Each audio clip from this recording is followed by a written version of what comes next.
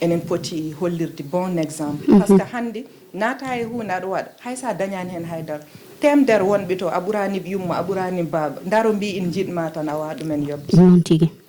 ganda ɓeɗo a ɓuraniɓe haydara in jiɗma in jiɗirma saabi Allah ɗum tan in jar liggade ha mayde ko heddi ko noon pour dañen ko enen ligganto ɗum koye men holno ligganto holno mbaɗirten alay sago changen phénomène mo gonduɗen la preuve hande puɗɗorɗen e koye men saɗa waɗa critique a fuɗɗorote hoorema d' abord ewa woɓɓe mbawa famde puɗɗorɗen e koye men hande émission ji men enen haalpulaar en grand boubouji men ɓornotoɗen mbasin ŋaji men ɓornotoɗen a faami ñantugal machallah hayso woni ko haalte ko ina waɗi important te ina moƴƴi debbo ina foti ñantade sa dañi aɗa foti yidde hoore ma mais sa ƴeewi e banggueji goɗɗi ɗi hoddiɓe men ɓe garat mbaɗ simple a faami aɗa foti wadde simple e fansement jeeɓowom walla ñemtinowom taw ala koltumo ɓornuɗa o eyyi mais hande enen ko pertoɗen koye koye men ɓuuri laabi ujunere ko poɗɗen ko dañde par ce que enen en garat comci men cuuɗaji men fof saɗat mais jiɗɗomo kadi saabi Allah hande neɗɗo ina waɗa simple ñanto faɗɗa ni e ɓorniɗo badɗo o wonko gandanɗa hoorema ko enen bon ɗum ko Allah waɗata ɗum mais Allah waɗat ɗum sahoorema hayso wona télé hayso wona haydara ko noon Allah waɗma aɗa yiiɗi aduna aɗa yiiɗi hoorema machallah te kadi bonnani debbo no foti yidde hoore mum sa dañi aɗa foti wadde sa dañani kadi ganda wona ñantade tan mais aɗa wawi jogade ko waɗi simple gandanɗa hoorema sa ɓornima ɗum yoɗat yimɓe tawne wonde laaɓal yimɓe foof e merci ƴeewa kadi jafɗa bon jaabol ngol juuti gendiyankoɓe men hanke mi limta seeɗa ƴeew hande ka Oumar Doro Kuma en Katanti Leñol en Abou Sambou Diop en e woɓɓe woni hen puɗɗirino guile gandanɗa hoorema kañumen perantono koye mumen pasuji koye mumen mbaɗan hunde foof koye mumen a faami hande holko leñol ngol yooɓi mais yoɓiɓe kamɓe e mbaɗirat ɗum ko beelamo fittanu mabɓe par ce que ko leñol mabɓe eɓe liggono leñol mabɓe eɓe tampan leñol mabɓe jomumen dañani hen haydara jiiɗani noon jaahowo ina waɗir commerce leñol a faami jaaha aɗa waɗir commerce leñol est ce que wona ɗum ɓuuri hewde hande gasta par ce que hande enen ko ɓuuri ko hewde men ko ñagotoɓe jafɗon noon e exemple uji men e keewi leñol ngol kalmo limtani yo yaafomi mais exemple uji men e leñol ngol mbo poɗɗen ɓe limtude bo ƴettaten ɓe exemple eɓe keewi mais enen hande leñol o mbaɗirɗen golle men ɗe pourtant ko golle noble mais enen hande ko ñagunde ɓuuri hewde par ce que jagguɗen kalɗo jaaɗen ken fotɓe tottede ken fotɓe dañde ken fot mais ken liggotoɓe comme no yimɓe foof liggoto ni wadde respecté ligguey mum ko hen jeeya merci beaucoup ko noon tigui a wino gonnoɗa ko Bambilor radio a ummima toon joni adani Pindi TV holko nannuma e télé Pindi TV hunde fof koma waɗa sababu holko nannuma hen te aɗa heptina hen o saaha joni noon tigui machallah ko haade ɗum kadi mbeɗa yetto yeero mi rewi kadi 2S rubrique astuce e émission yeero mbeɗa yettam no fewi kono kadi Pindi nannim ndeysan kawam mbiteɗo kaw Mamadou Fallisi yo Allah yurmum minen jewto kam kawma Abou Diop nden teccani wono noon iya jiiɗa e makko gari mbim kaw en comme jiɗɗo ɓeydude gandal mbeɗa tawim ɗon e teccani nden noon wi kam projet Pindi TV fuɗɗi a faami nden haydar so a waɗen mais projet en fuɗɗo tan Pindi so a darne ma waɗa ɗeɗo balɗe min jaaɗo hollim foof taw min coa fuɗɗade premiére émission min ngal min mbaɗi essayé min e makko nden debbo e nder galle somi juumani ɗum min edi wadde min e makko kaw Abou Diop émission o aywa machallah ha bon yetti ɗo kadi mbeɗa yetta Allah mbeɗa yettaɓe mbeɗa yetta Daouda Moussa Dia mbeɗa yetta kaw mbeɗa yettaɓe kamɓe foof e Pindi TV garalam ɗon kadi koko waɗi naturel mais sababu ko kaw Mamadou Fallisi ko noon tigui tokara min jima radio kadi min jima e ayago Pindi TV aɗa waɗa ɗon émission ngaji baɗɗi faadi no fewi kono min jima e facette goɗɗo min jima e mogoji men holko nanduma e mogo e noon tigui aɗa mogo toko ndeysan yero ɓooyi rewde kala ndu wi kam mogo hande série o ina foti waɗede ay mi yam e so ɓooyi mi dog deuxiéme hay série jeewo min kaldi ha ɓooyi première saison bi mum ala jaltin hen ewa donc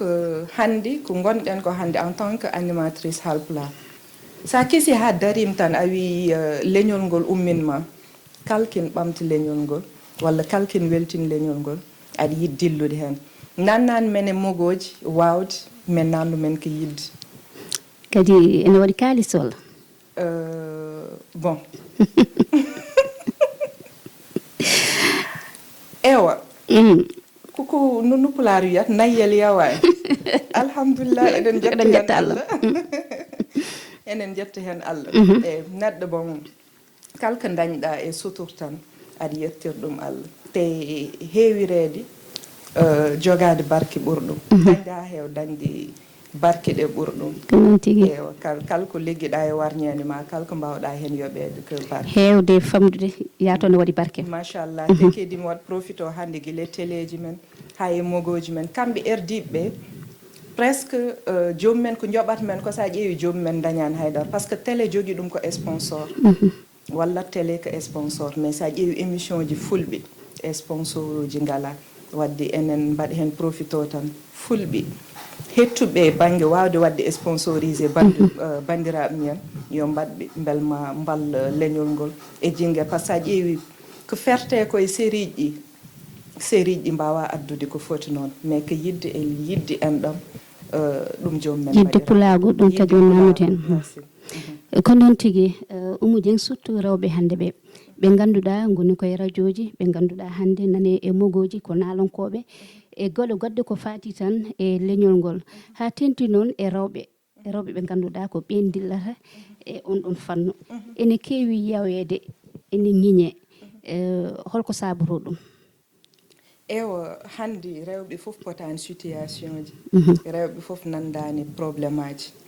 kono noon ñiŋede no woodi ay hande te ko alay saga ko gonɗen ko ma cuusen ɗum sen cuusaten en jaata ay no pelliɗɗa yaltude suudu ma jaltuɗa galle ma peeñɗa e télé nden poɗɗa parde nande foof nde tawno ko Allah waɗnani hoore mum waɗanta ɗum innamade Allah tagi yimɓe foof woni wiɓe Allah ene woodi woni wiɓe Allah ala nelaɗo sallllahu taala alih wa sallam ko noon wadde enen keeɓi mbaɗnani ko koye mabɓe enen en mbawa ɗum dañde mais noon waɗa feere ha saɗa waɗe critiqué tan yo taw ko yimɓe kalata koye ma wodani eyo pour gona à l'aise hande sa ari a wi kam ni mbaɗa walla ni mbaɗɗa musat kam tan taw mbeɗa andi mi waɗi mais so mbeɗa laaɓaɗo joomum mi waɗani ça me fait ni chaud ni froid dillinta kam wonko woni men ha heewi kono woni moƴƴuɓe kadi yimɓe yo mbas jiiɓidirde moƴƴuɓe nan hen anduɓe koye men nen hen joguiɓe fulla nen hen par ce que hande e milieu men o yimɓe jiita debbo tan baɗɗo free machallah debbo bon gandanɗa hoorema comme no wirte ala probléme aji woni hen dal waɗi free e ko way noon ɓe par ce que wadde émission yadani hewde gaccen uddaden e ko way noon mais so jii rewɓe mbay noon tan mbiyata ko rewɓe ko bandi naggam enen kewi nande wiye rewɓe milieu men o ndestaki pourquoi rewɓe men ndestaki et pourtant wiyoɓe rewɓe ɓe ndestaki kamɓe bonnat dewle rewɓe ɓe nam noon ne bonnirat ɗum holno ɓe bonnirta ɗum merci a yiyat la majeure partie jooɗoto mbima ɓe rewɓe jaɓta reseede keeɓe yiiɓe koye men jiya debbo woni e dewgal mum ko mbiyam ko en jawdirat vie privé neɗɗo e vie publique debbo hande jooɗiɗo plateau émission ko debbo jooɗiɗo plateau émission wonde fansuji mum weltin bandiraɓe mum weltin foof mais so yalti toon nder galle mum ɓorti wutte on ɓornima wutti en tant que mère de famille en tant que debbo desaɗo nde tawno kadi wona debbo desaɗo tan jogui fulla hoore mum hay mo resa ko ina foti andude hoore mum hande ko mo saabi mbimi woni hen kamɓe bonnat dewle jomumen jiya neɗɗo rese n'importe quelle heure nodda jomum te ɓen kewi jooɗa to in kaal haaloɓeɓe foof kañumen kewi wadde woni hen gueɗe a faami walla ngar noddo debbo bon n'importe quelle heure noddo jomum a faami walla won hen message uji ɗum besiki rewɓe wonɓe milieu heewɓe in keɓ ɗum message uji kantirinde andat ɗum wondani e respect mais ko ñawdirta ɗum est ce que dugdude joomum won hen sa hartimoɓe e teddungal continue par ce que won hen jagge koye mumen so forci tan dañat ko jiiɗi ko alors que yimɓe fof potani sa natti wawde mbaɗa bloqué joomum ayi wontat guerre walla gañgo hakkude ma e neɗɗo mais noon so welam yo neɗɗo andu yogo e maɓɓe kala ko kaldema tawat eɓe jodde nder yimɓe yogo e maɓɓe sin keɗo audio walla mbaɗma audio ko nder yimɓe yo rewɓe ndento no feewi gandu koye mumen tokora saha no emi mbiya rewɓe wonɓe haalirde lawɓe wonɓe téléji ene teddi seeɗa ɓe cuusa ɗumen holko saabi ɗum est ce que kadi koɓe mbiyete ko noon woodi bon teddude nde woni hen peut être wasde andude situation jomumen mbe sikki gonɗe haalirde aɗa yiɗi dañde yimɓe aɗa yiɗi yeeɓede a faami jiltoɗe yimɓe riwta yimɓe sa yi noon neɗɗo bon rutti caggal seeɗa tan walla neɗɗo jooɗi ina huula woni hen gueɗe yogo e woni hen ko rentade par ce que hande enen ɓuuri faɗode te moyen d' heure ko bonnuma weeɓat jomumen bonnuma te kede hande goto men bonɗo fof wona kañum tan bonat hande sa bonnama famille ma bonnama ɓesgu ma bonnama fof ma bonnama waddi woni hen ko hulde gondat e rentade par ce que parfois aɗa yi neɗɗo ar kaari mi wayri nandem kaari an acci kam ni taw andam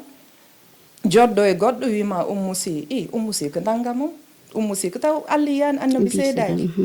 yimɓe fof noon potani woni yiɗirɓe saabi Allah won jogiiɓe hakkille mais won moltotoɓe mbima en jiɗma taw contraire o mbaɗata wadde rewɓe ɓe ndestaki yeb goppu rewɓe ɓe ndese e dow jaam rewɓe en jiɗi resede ene jiɗi resede ko noon tigui debbo won gonɗo e haalirde min namdemama question on ɗon kono ha joni mbaɗa yiɗi gartana en hen woni wonɓe mogoji woni wonɓe e haalirde woni wonɓe radio ji e ko nandi woni haalirde tan radio ji kadi e wonɓe téléji ɓe rewɓe ɓen ɗon holno mbawi rentorade ha bassa firguitade nde wonno enen saaɗi o saaha joni gona e million ha jalta hen taw a dañan hen tâche